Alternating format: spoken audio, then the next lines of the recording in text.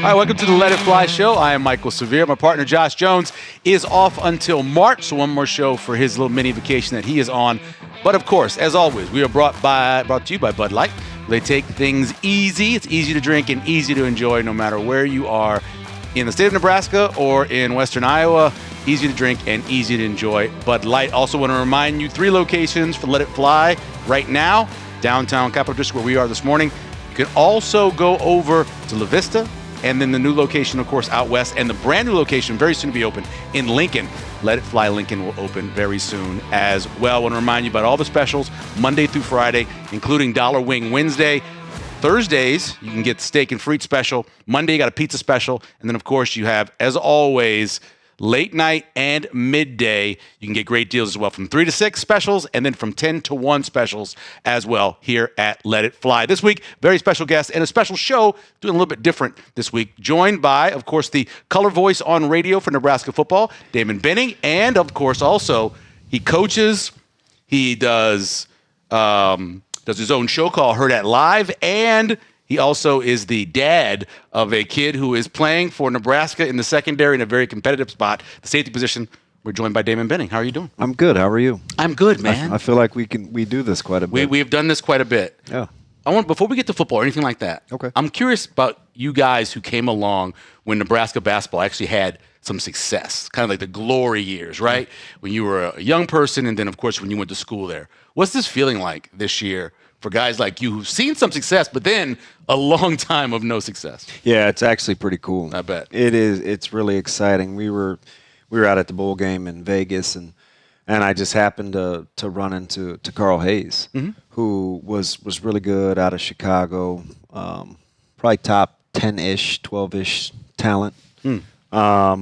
And just to see how excited guys like that were. And you know, the basketball thing is different than football because their old guys they don't say things like "this is how we used to do it," or it's true. Not like they just celebrate the success. Sure. You know, and my nephew's dad is Derek Chandler, and you know, Jerron Boone is a really good friend of mine, and you know, I grew up watching Dan Hoppin, who was before Dave Hoppin, before that. So basketball was easy to like. For me growing up, we would go as a football team. You know, the skill guys, we would all sit in the same place. And it was kind of the place to be. We got to see guys like Harold Miner and Anthony Peeler. And, I mean, basketball was really, right? It's like, which hand is he? I know. And so it's the renaissance has been good. I mean, Schmitty, who's doing the color with KP, was coaching. Yeah. He recruited Derek Chandler. He recruited Carl Hayes. So for it to come full circle for guys like that, I just think it's pretty cool because now we'll see. Now they get a couple more successful years. We might start getting some compare and contrast, but I mean they celebrate one another and it's been fun to watch. Yeah, you know when Dirk did his piece on Danny Nee, we brought in like Bo Reed and we had Markowski and we had Hoppin. They all came in the studio back at the paper and they just wanted to see a little bit of success. That's all they wanted. They just want to win that one game and get over the hump, and that's all those guys care about right now. Yeah, it's it was really cool last week to see the guy, or 2 weekends ago to see all the guys back for the reunion. Oh yeah, and just celebrating each other. And I think Nebraska is so starved for basketball success. It's become super easy to cheer for. Yeah, it's cool to see Danny Nee sitting up there, too, as part of that reunion. The Godfather. The Godfather, exactly. My uncle coached basketball, and I got stories about Danny Nee, man. That's just – and he's probably, if he's a Northeast guy, he has to know him. Yeah, and he knew him very well. And he said, man, that guy – but you know what? He had a good time, and they won. Yeah, that was the key. They had a good time, and they won. Coached kind of hard, played real hard. Yes, he played very hard. There's no doubt about that. Yeah. So spring ball.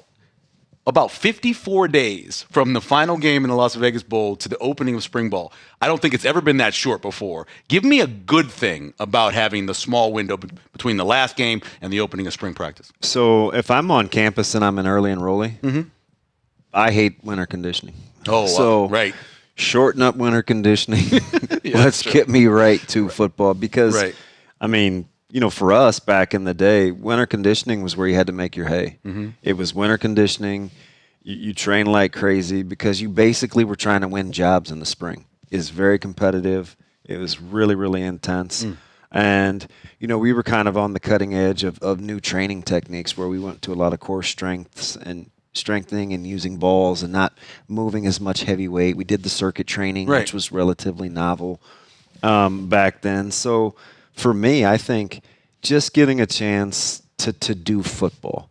You've got so many new faces and new places, right? And so you can only get acclimated to the Lincoln life and to school for so long. They started school a little earlier this year, and so I kind of like it. Do all your work on the front end in terms of football, and then fine-tune and train on the back end for the rest of winter conditioning. Yeah, it's going to be weird for April with not having anything really going on. What are they going to do? I know, but look, they had those mat drills those first couple of years that Coach Rule was here, and you listen to those players talk about it. It wasn't fun. No. So to kind of cut that back and get into actually some football, I can understand. You make a great point. It's funny, too, you say that, because some of the guys, obviously being okay connected, right, to the program. Yeah. This guy's a mat drill guy, or this guy's not a mat drill guy. And it's weird. Sometimes we roll our eyes about the mat drills, but they kind of have been a little bit of a precursor to guys that can have a little stick-to-itness to them and weed out people. Can hang in there. Yeah. And it's no coincidence that a lot of guys that aren't mat drill guys aren't in it for the long haul when it gets tough either. Makes a lot of sense. Damon Benning joining us here talking about some spring football. All right, let's get into – I want to go back to something. So November 1st, Nebraska's 6-2. They're leading USC at halftime. Obviously, Raiola goes down. Give me a reason other than Raiola why they end up going 1-4 the rest of the way. Yeah, so I think for them, it's I don't know if this is – it can't be just a Nebraska thing, but for this team in particular, I think – learning how to win with some expectations was part of the process. And so you feel like you're in a really good position. You got an opportunity to win that game. You basically got, a quarter and a half to go.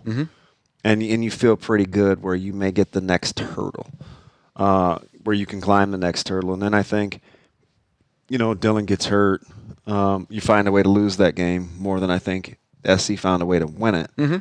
And then all of a sudden, it's what do we do now? We've lost kind of a key cog and kind of what we want to do, and you got a little bit of that here we go again.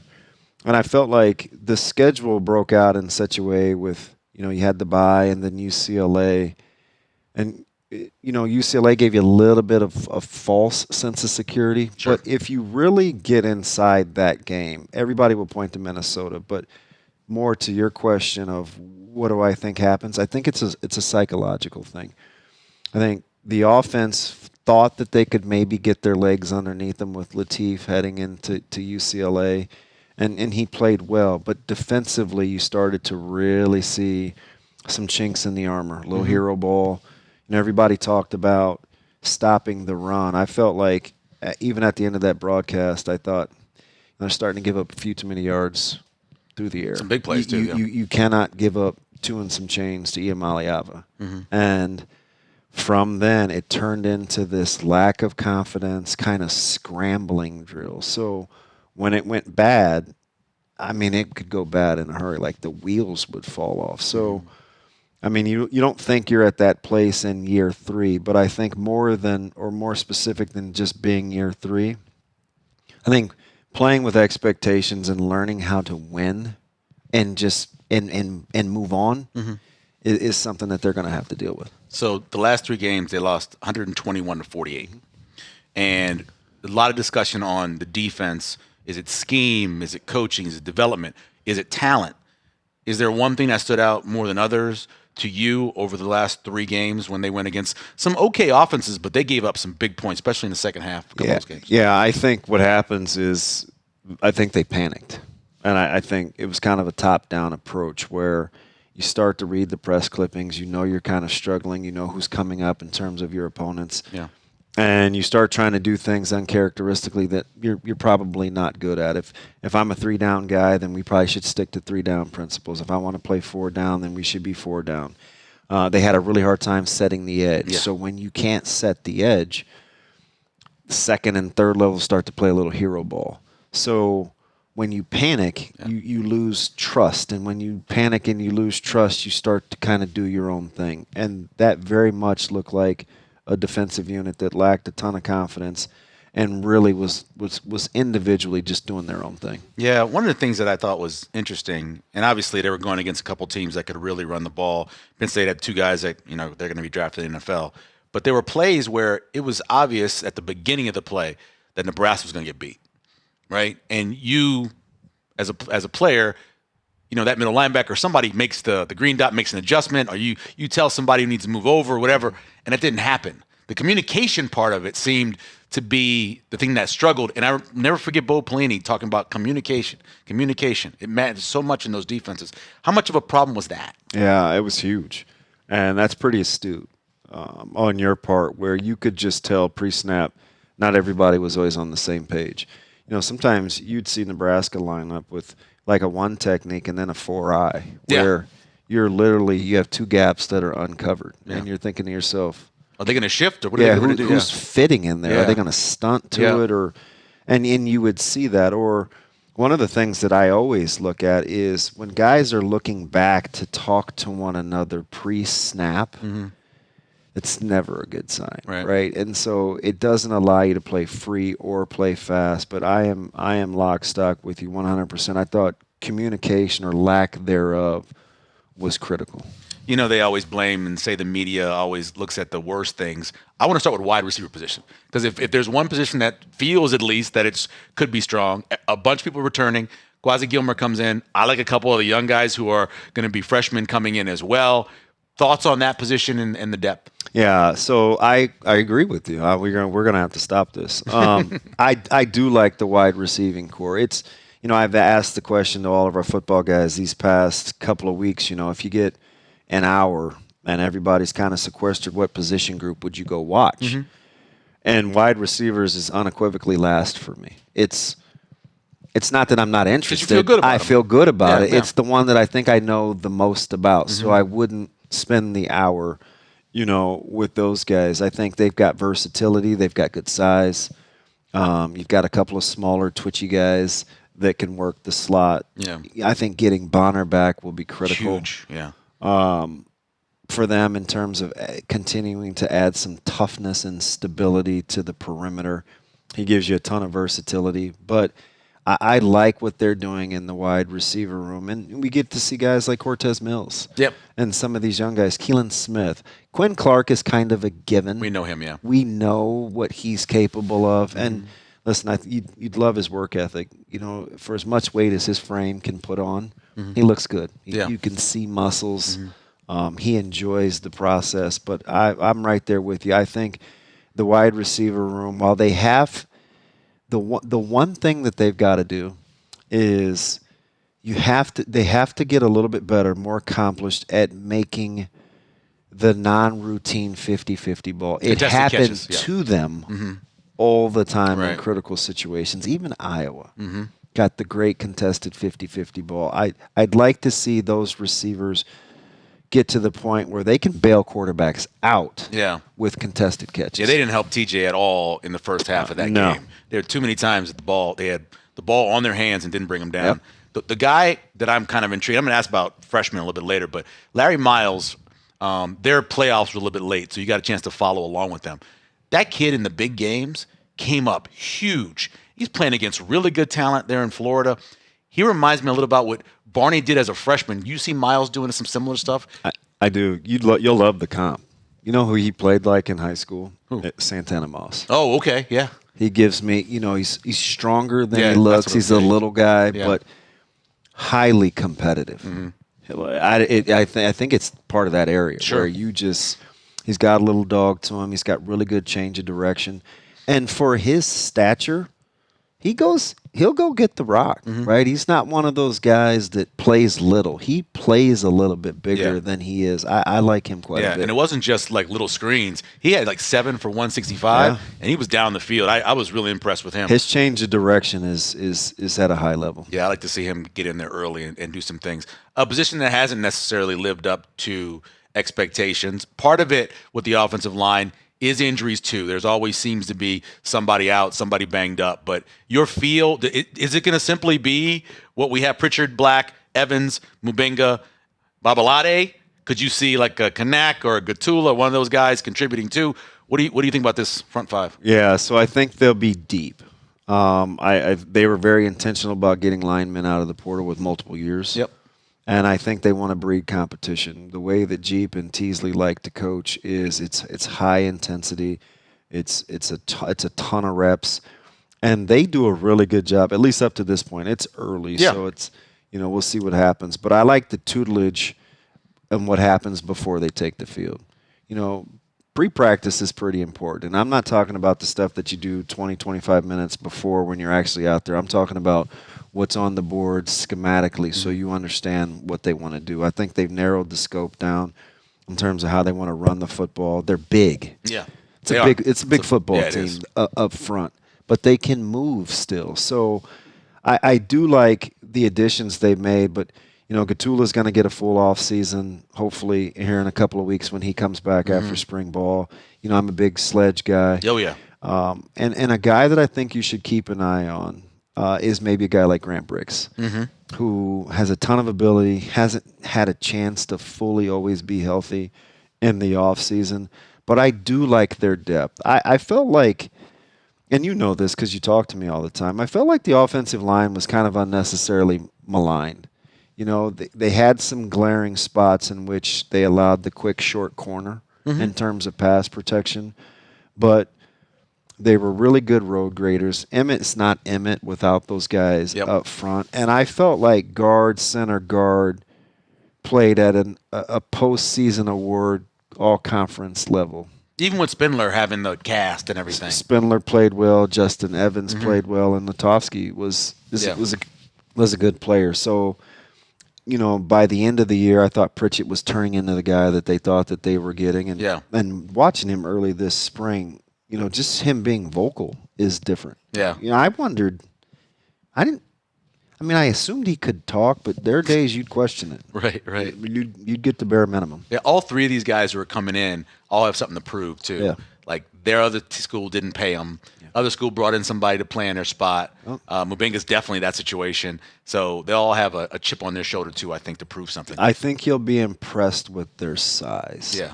It is, and they got the young guys, too, with, like, Claude Puma. And he's a big kid. And Puma's a big fella. How did he ever play soccer? And you know what? He's so gifted. He's such a good athlete. Yeah. I think you'll like that because you like good interior play. He's the word I use is nifty. Yeah. He's got some nifty footwork. Yeah, he was raw, but man, just his high school video, he just dominated people. Yeah. Made him feel bad. He can juggle us. For a big guy, he can juggle a soccer ball, and he's really good natured too. It was probably, it was 18 months ago or so. I was on your morning show, you and Ravi, and we were talking about numbers at positions because we knew that they were starting to cut back, and you have 115 limit, and we're talking about defensive backs. Right now they have 20, 9 safeties and 11 cornerbacks. Does that feel about right for you? And how competitive is that corner spot and that safety spot this spring? I think it's highly competitive. I think, if I was going to split the safeties, I think McDougal, Caleb, and maybe a guy like Turch are kind of your boundary guys. I think the field guys will be Shiggs. Maybe you get your guy Donovan Jones to come back to play third level. I don't know if he would like that necessarily, but Nebraska may take a look at a guy like DJ back there. And I'm missing one because we won't get Guthrie because he's hurt. There's another safety that can play that field safety as well. I think at the cornerback spot, it's wide open. Obviously, Andrew Marshall's not a lock-in, you don't think? Yeah, I like Marshall. He's great boundary corner. I think they're a little short on nickels. I think right now you have 2 guys that I could see playing it, which would be Rio Buford and Jameer Khan are kind of but you probably would like another guy to be able to step up and play that nickel spot. And then, playing to the field, gosh, the sky's the limit for some of those guys. You want a dark horse that I think we know too much about that has had a tremendous offseason. keep an eye on J.J. Charles. I wrote him down. He is I mean, you like everything about him, right? He's incredibly athletic. And he's really put in the time. If he commits himself to tackling and really being physical as part of that edge setting in terms of what they want to do with the secondary, Charles is a guy you can keep an eye on. Has Bly Hill just had too many injuries? Yeah, he's just so banged up. He's going to miss spring again. And damn, he was really starting to come on the last half of the season. The players like him. They like him a ton back there, and he just can't catch a break. But his body type is definitely something that I think they're trying to build around. How important is it for a guy like McDougal to help when they're resetting this defense? For him to be back there and be able to talk to everybody and kind of explain what the coaches want. So I think that's part of it. I just don't know if that's his personality. Oh, okay. Now it's early, but I have a little bit of a cheat code. He played for Dan Jackson, who coached him. And I got a little bit of a glimpse into kind of his personality. He's more of a leader by example. Now he talks. I'm just not sure it's to the guys, right? Gotcha. He can yap a little bit, but he's a guy that I think knows how to practice. He can kind of be a tempo setter. We'll see where his fitness is. That's got to increase a little bit, but he definitely knows what he's doing out there. You mentioned Shig earlier at safety spot. Watching his tape as a center fielder, man, he looks like, a lot of times you see guys come over late and they're running real hard. He just really smooth back there covering. Now, I know it wasn't at this level. Towson was good. I liked what they were doing on defense, though. So what I've had to learn over the last 15, 18 years is to kind of separate the caliber of what I think they're playing against versus how I think a guy can move. So I try not to compare to what they're saying, but just how easy or effortlessly they do what they're doing, right? Because the field is going to be 53.5 yards. Sure. It's wide. It's 100 yards long or whatever. So I can kind of gauge movement. I like Shiggs. Now he impressed me. He's smaller. He can't be, but and he hit being that small. Yeah, he can't be, but about 185. But he's committed. Yeah. So he does give them some athleticism, and I'll be curious to see what they end up doing with Donovan Jones too. Yeah, it's because you and we've had this debate for 2 years. Yeah, look. Whenever I go to practice and I get to watch Donovan Jones, he always impresses me. I feel bad for Sierra Wright. After talking to you guys this morning, the only reason Sierra Wright isn't in the combine is because he was forced to play nickel out of his spot where he was playing the year before, where he was really impressive. And they looked at his nickel numbers and said, oh, well, he gave up a bunch of catches. But that's not on him. I couldn't agree being more. out of position. So that's the whole Donovan Jones making him go outside. I couldn't agree more. And I think we undersold the loss of Malcolm Hartzog. Oh, yeah. I've kept mentioning it this season. People don't like him, but come on, man. And he's pretty good. He made plays. Everybody goes back to that USC game in the jump. I mean, listen, that's not even like he's playing. They're in two there. Yeah, it's a blown coverage. Right. He's trying to make up. His ability to kind of play in that, get down into the box, kind of that nickel spot, I think really compromised them. And when they moved Sierra inside, it was a tough move for him. Yep. Because his body type, you wouldn't think, bang, bang, bang, but he's pretty tough for what he was. But I think it compromised the back end quite a bit. It did, no doubt about that. Damon Benning joining us here on Let It Fly Show. Okay, let's go to your position. Let's go to running back. And there's no position where people have been as critical coming out of the portal and everything as this position, despite that they had the Big Ten running back of the year. In terms of numbers, do you like where they are? Do you like their depth? They're 5 or 6 deep when you bring in obviously one of the walk-ons. Yeah, I really like it. And I think, we'll see what happens. Coach Barthel has done nothing for me to assume guys won't get better. Yeah. Dowdell got better. When he left. Ramir ended really strong. Emmett clearly got better. So there's nothing really to indicate the guys will go backwards.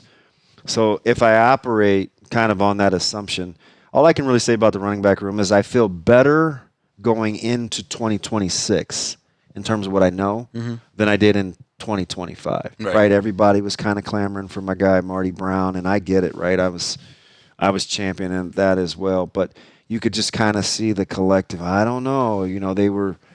We never really loved the running back room last year. At least we know more about these guys. Mekhi Nelson obviously has shown his explosiveness and big playability. Mozee is a guy that is very captivating. I'm real patient with him because I empathize with him a little bit in terms of making a transition late to running back. I went 18 years without playing the position, so I get his development. But he's really competitive. He's a good natural runner. And I like Booth. People are gonna roll their eyes. No, but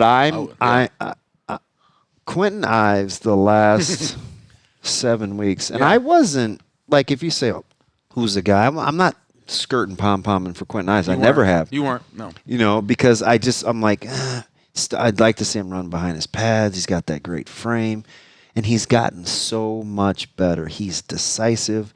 He's healthy. He's fit. He looks good. And I'm telling you, the last handful of days, you can make the case that this is no Kool-Aid, and I'm tough on running backs. But Rule has popped a little bit. It's early, but I'll say this: he potentially may be better than I thought coming out. Like I was okay. I was like, oh, okay, I could kind of see it. Yeah. I was trying to, the style and, because he's 6 foot.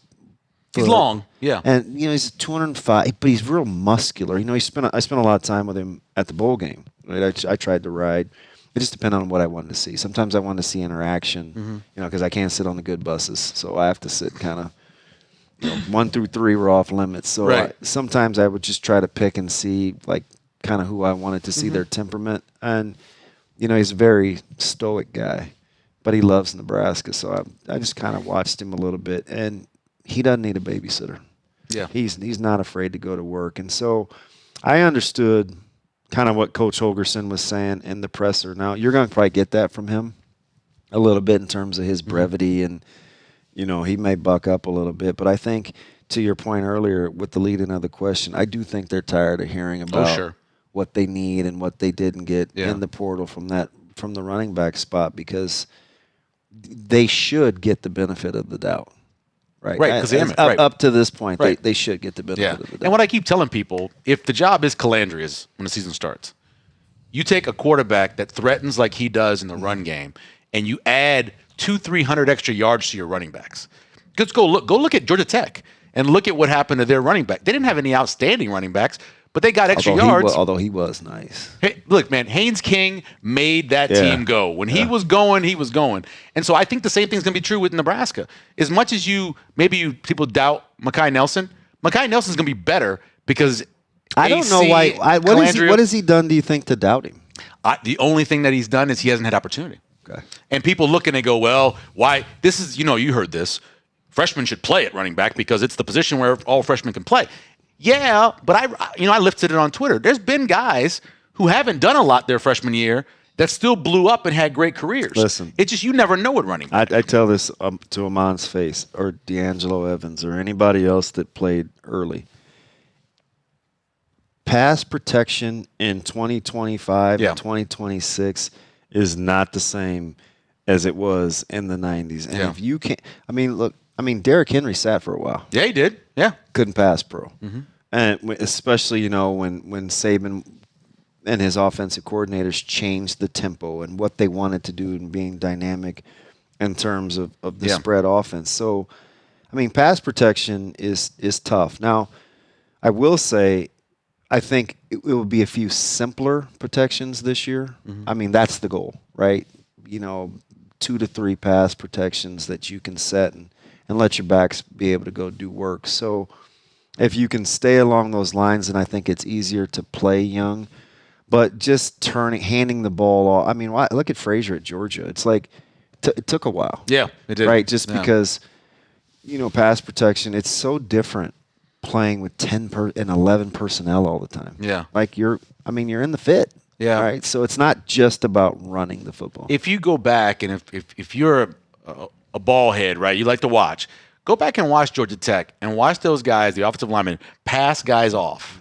Okay? If somebody's playing a game in front of them, somebody's stemming in front of them, watch them pass guys off. And they had experience, don't get me wrong, But that's Jeep Wade teaching them to do that. Nebraska struggled mightily last year with communication. As good as those interior guys were, there were times where they didn't communicate well enough on some games. I don't think that's going to happen, or he's going to let that happen. And so that helps the running back. That helps everybody on the offensive line. I agree. The primary breakdowns, we always blame the tackle, but the game is played between guard, tackle, back, especially if you have a displaced tight end, right? So it's the pyramid. So guard, tackle have to work in tandem, right? Inside threats, am I posting? Are you on your own? And then after that, it's if I'm on my own and I'm singled, am I getting a chip?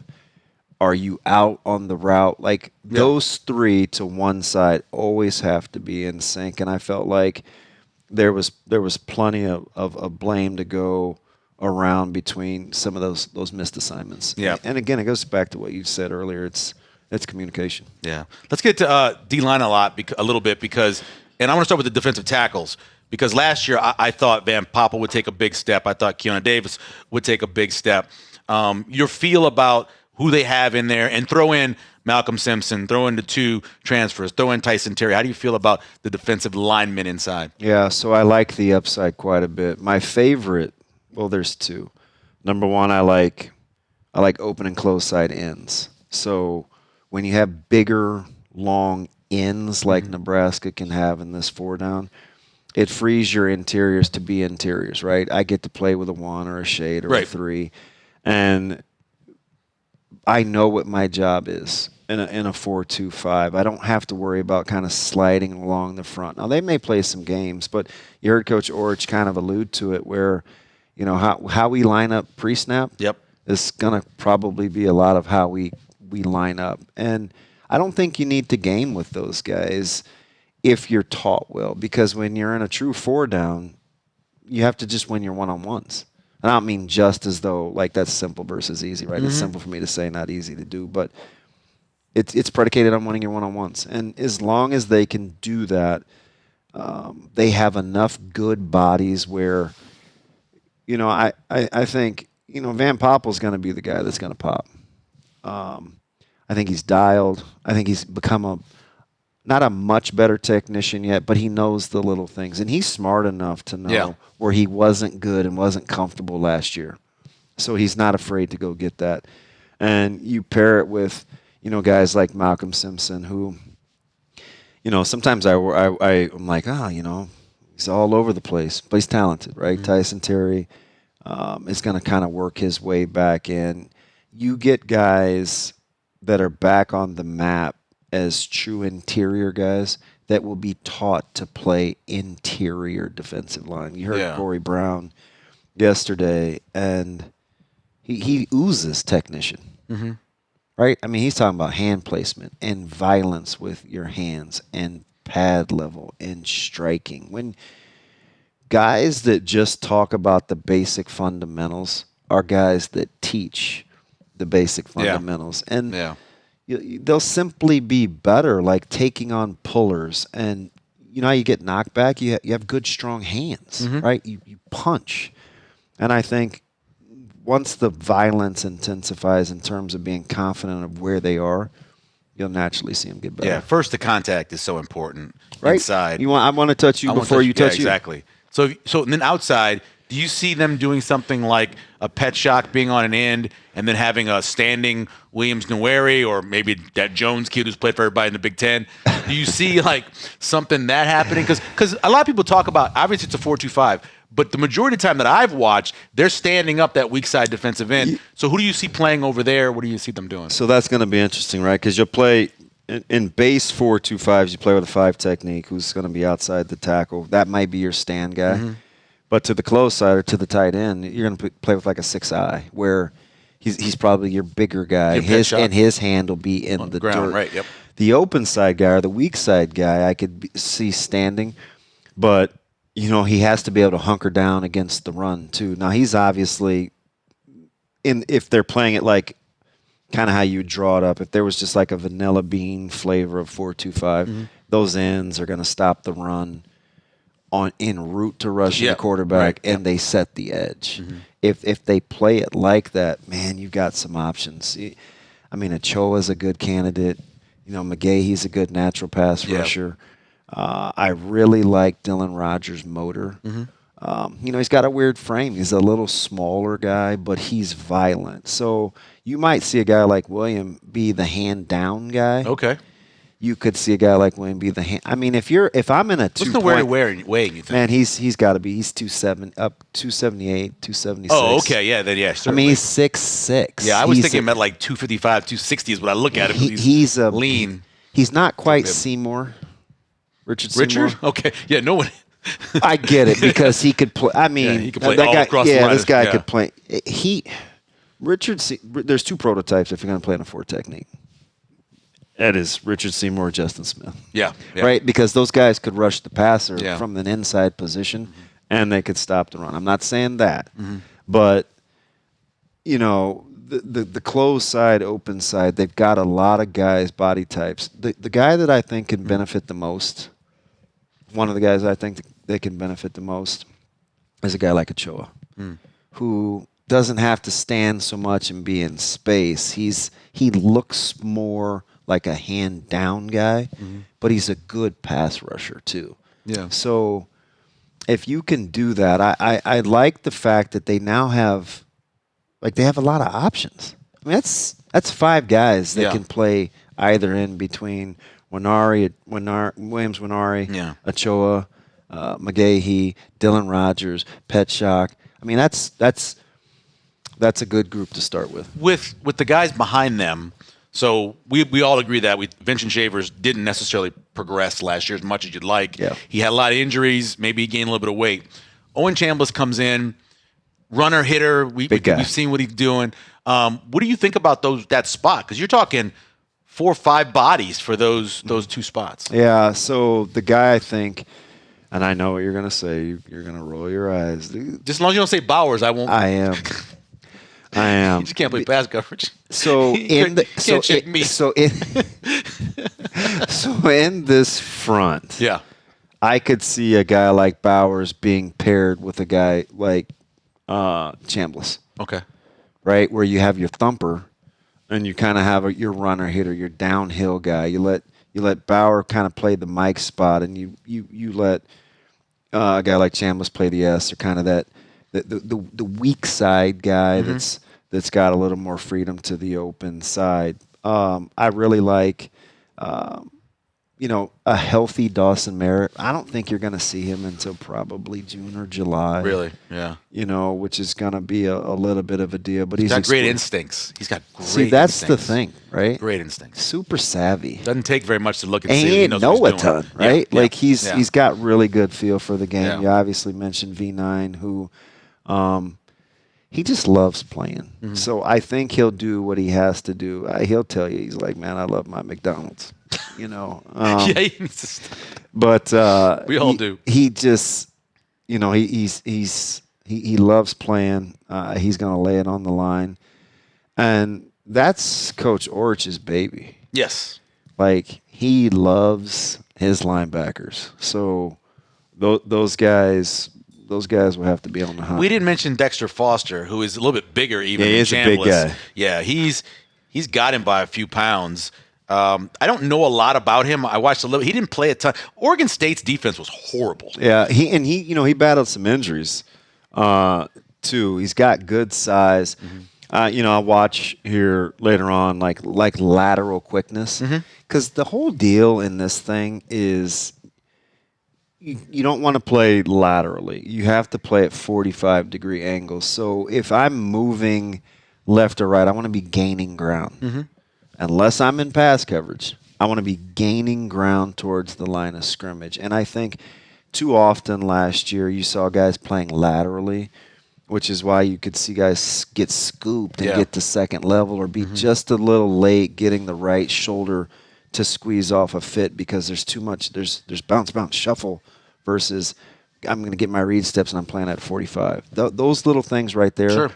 I mean, that's the difference between getting Katron Allen in the backfield versus going turning down the the corner. sideline, it's because you're a free runner hitter, even though your D-line moved the wrong way. And where he turned his shoulders. And Cam gets strung out, Lenhart, because, no violent hands to kind of set the edge and things going. And Shavers has a clean look, if you just play it at a 45 and not lateral, it just gives you a better shot at it. Yeah, So that was a 5-man front too. Yeah, they had 5 guys in front. Yeah, you see how and it just got kind of stretched, and then a little knockback, and then you give a good back, a two-way go. Yep. It's a recipe for disaster. It's crazy to think about. Told you I was going to ask you about the freshman. We mentioned Rule having a shot. Luke Sorensen, the other guy, or is there somebody else? Absolutely. Keep an eye on Odom, right? Really athletic. Oh, yeah, sure.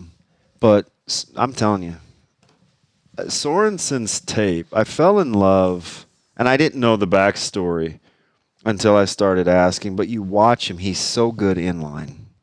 It's like he can move, and he's got a good heavy punch. He's really good at the point of attack.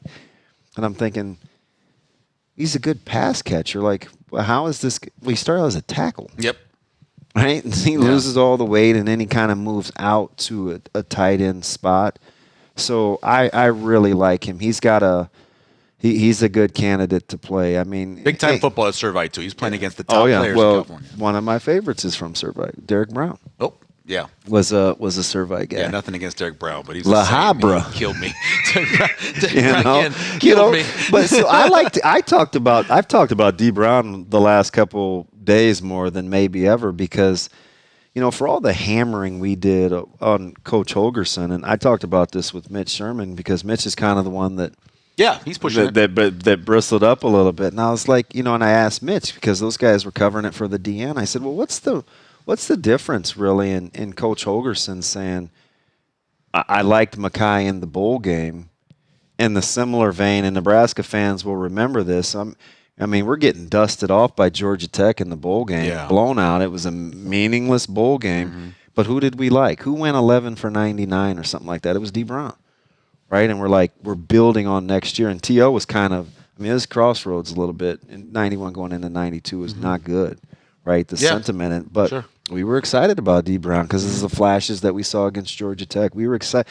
Johnny Mitchell had probably 5 catches and a tutty against Georgia Tech. I think he had 11 catches on the season. But who were we happy about? We were happy about Jay Mitch. Yeah. Right now we know that those guys were pros, so we're going to roll our eyes. But the general premise is it's okay to be excited about young guys that flash because we've done it before. Yeah, and I will, in terms of the tight end position, at the high school level, they don't catch enough balls. At the college level, they don't catch enough balls. Never been more right. Until they get to the pros, you will see guys and you go, we only had like 25 catches. Yep. Like, don't worry. They were 25 huge catches. Nebraska is notorious for it, but it's tight ends across the country. Across the country, in general, right?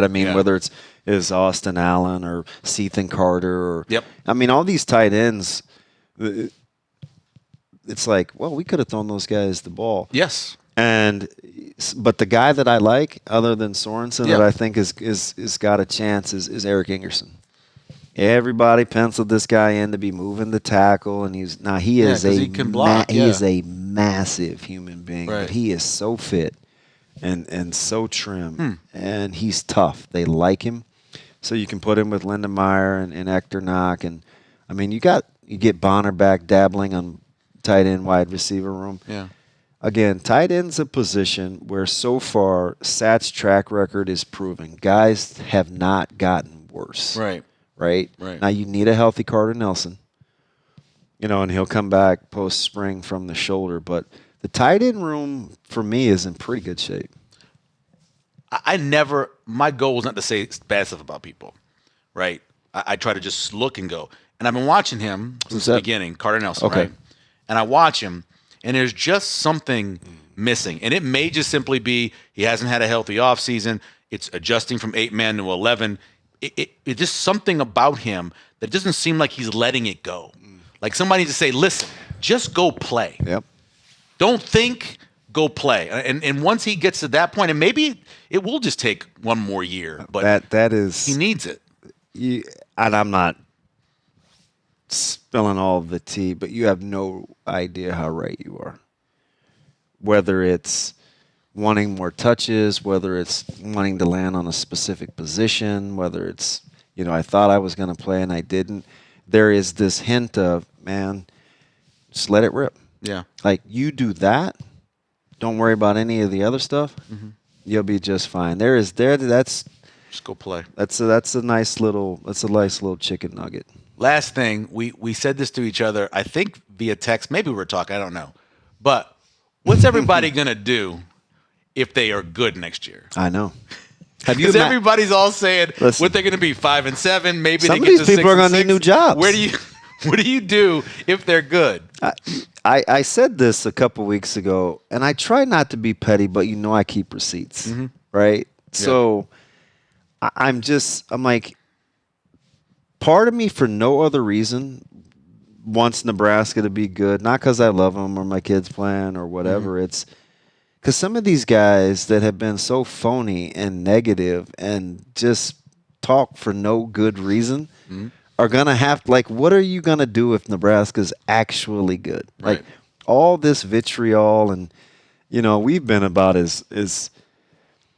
some of it is time, right? Because Nebraska hasn't been good. But it's like, we made all sorts of excuses that some other coaches could turn it around, but we seem to have drawn a line in the sand up until this point with Coach Rule. So there's nothing that would make me happier than to have guys have to almost sincerely say something good without it being a bit or shtick. Yeah, I said this last week. A lot of people. That's a great question. A lot of people know what the end of the book is already, even though they haven't finished reading it.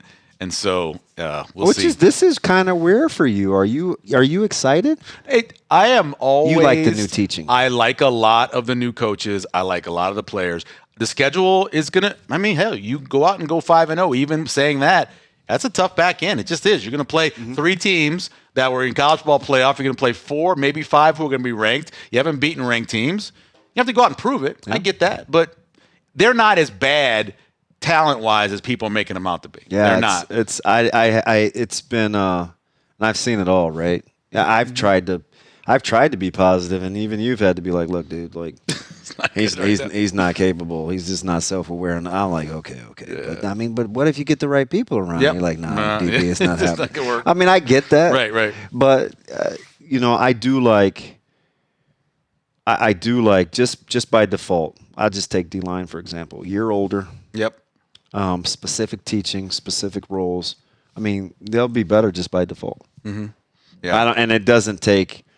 I don't even like Kool-Aid, but it doesn't even take any mixing or stirring to say that. Yeah. Damon Benning, heard that live in the morning. You can find them on YouTube and, of course, any place where you pick that kind of stuff up. And also, very soon again, to be his 4th or 5th season as color voice of. Oh no, it's one of them. It's one of those, either 4th or 5th. One of those two. Second year, of course, with the new guy Kyle Crooks. Thanks for joining us. Thanks to Damon Benning. Thanks to Caleb, the producer. Thanks to Mike Allen, general manager. Stable Gray for putting all this together. Remind you again, our presenting sponsor, Bud Light, making things easy to drink and easy to enjoy. And if you're checking us out on YouTube or Spotify, like and subscribe. It helps us out as well. For DB, I'm Michael. See you next week.